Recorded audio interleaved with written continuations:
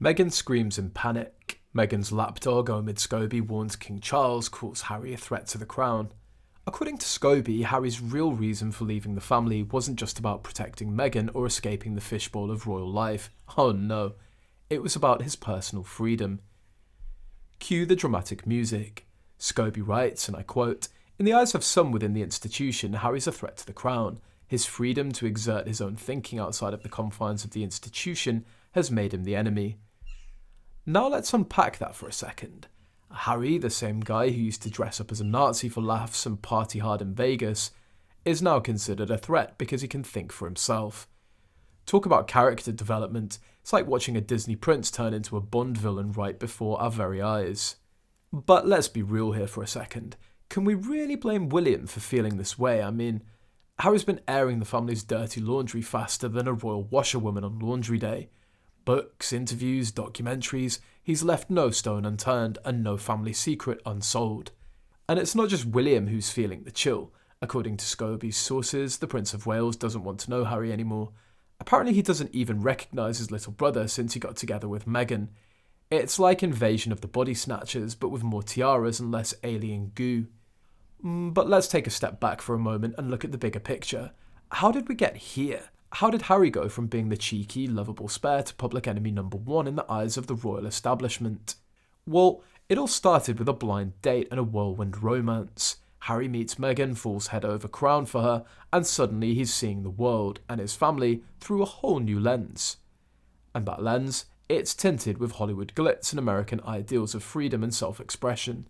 Now, don't get me wrong, there's nothing inherently wrong with wanting freedom and the ability to express yourself. But when you're a member of the British royal family, those concepts come with a whole lot of asterisks and fine print.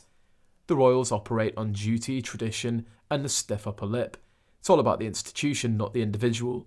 And Harry, well, he decided he wanted to be an individual. He wanted to chart his own course, speak his own mind, and yes, air his family's dirty laundry on international television.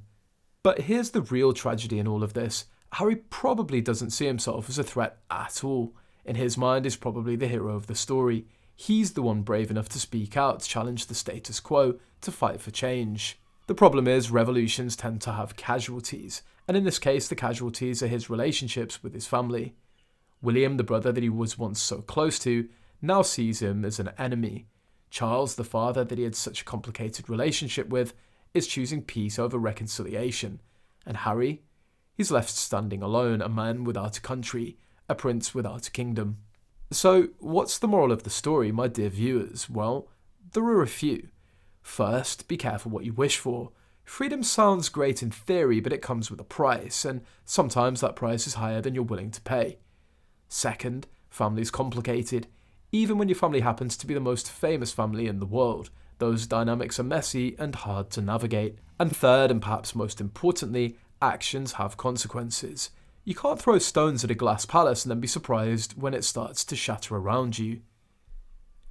In conclusion, folks, it looks like the Sussex saga has taken yet another dramatic turn.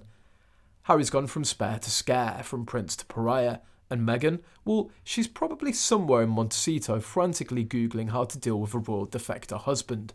But hey, who knows? Maybe this is all part of their grand plan. Maybe they're playing 4D chess while the rest of us are playing checkers. Or maybe, just maybe, they're in way over their heads and don't know how to get out.